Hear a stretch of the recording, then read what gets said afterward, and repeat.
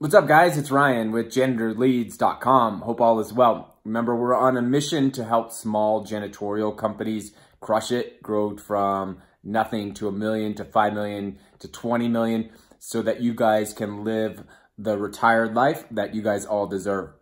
As you know, I ran a janitorial company myself, and I was able to retire at a relatively young age. And I have that same mission for all the other janitorial companies that exist out there as well. So today's video is about medical cleaning. And if you guys can stick to the end, I'm going to share with you guys what I think is probably the most important secret to keeping a medical office happy. In our business, we've cleaned tons of medical offices. There's really two types of medical cleaning that exists. One is what we call like terminal cleaning, and the other is what I would call like standard medical cleaning. So terminal cleaning, that's essentially an operating room. Terminal cleaning is a very, very specialized type of cleaning. You're required to gown up, so you wear specialized gowns, you wear booties, you wear things on your head and on your face. You have designated mops and equipment for that room, and you literally wipe everything down from the ceiling to the floor, to the walls, to the tubes, to the tables, to the wheels on the tables. You wipe everything down, and you wipe it down with a special chemical that's called a quaternary disinfectant. And this chemical is quite expensive. So terminal cleaning is really, really costly for the companies that are utilizing our service. So if you are doing terminal cleaning, make sure that you're charging the appropriate amount. In fact, I believe that you can probably clean about 50 to 100 square feet per hour for terminal cleaning. So if you're talking about a 10 by 10 room, that's probably going to take you at least an hour to clean that 10 by 10 room in a terminal cleaning environment. So just make sure that you're bidding that appropriately. There's lots of videos out there, or if you have questions, I have a lot of documentation on how to do terminal cleaning that I could share with you. Just post those questions below and I'll be happy to help you guys out with that. But I really want to focus on what I consider like standard medical cleaning, which is, you know, your dentist office, the pediatrician office. These are the offices that you go into when you're sick. We're not necessarily in a hospital. These are kind of really standard medical offices. These are offices that are owned by doctors, but usually run by office managers. So the typical person that's going to be signing your contract is going to be that office manager. Now, when we're talking about standard medical cleaning, I think it's really important that you guys have a very clear scope of work. When we were doing medical cleaning, or when we do medical cleaning, we're really going in and cleaning restrooms just like we would in an office. We're wiping down countertops just like we would in the office. We'd be doing floors just like we'd be doing in an office. Pretty much it really is standard office cleaning. You're wiping down countertops.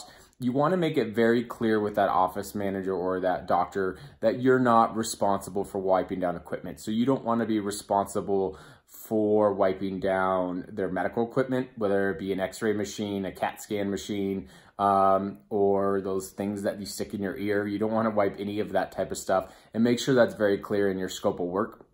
You don't want to be wiping down any tables. To that end, you really use the standard disinfectants and chemicals that you use in regular office cleaning. So you don't really need any specialized equipment. However, there is one thing that I've noticed about medical offices that are a little bit different than, you know, standard offices. And that is that they're obsessive about their floors. So if I think back to all the complaints that I've gotten when we're cleaning medical offices, 99% of them relate to the floors. Because if you think of most of these medical offices, they're going to have, you know, vinyl floors, VCT floors, plank flooring. Most of them are hard surface tile flooring. So they're going to have spills on there. They're going to have like, they might drop needles. They might have little splatters of blood, nothing like major. They're responsible for cleaning that stuff up. And if you don't clean that floor thoroughly, you're definitely going to hear it from the office manager. You're definitely going to lose the account. We all know that, you know, mopping only does so much. So of course, you know, when you're cleaning the floors, make sure you use a good dust mopping routine, and or a vacuum routine before you mop. Using flat mops are a great tool as well, changing those flat mops out. That's a really great way. But you still, the number one thing that I've noticed about these medical offices is that they're really cheap when it comes to maintaining their floors.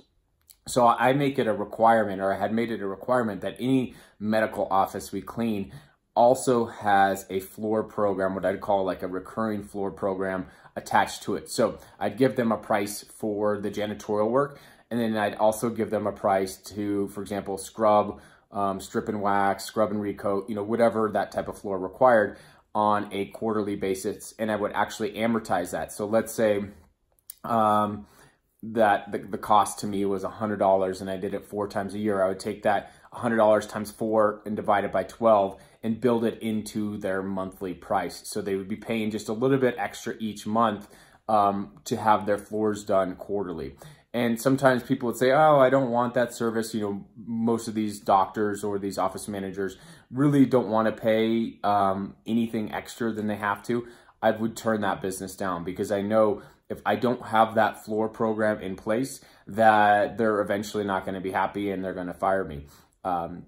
So I made it a requirement for any medical office that I clean, that I built in a floor program for them for their high surface floors, and I generally would do that quarterly. So that's my little tip for you guys when you're cleaning medical offices, is to build in that recurring floor program. I think that it will definitely save that contract and make the customer happier over time. If you have any questions or comments, please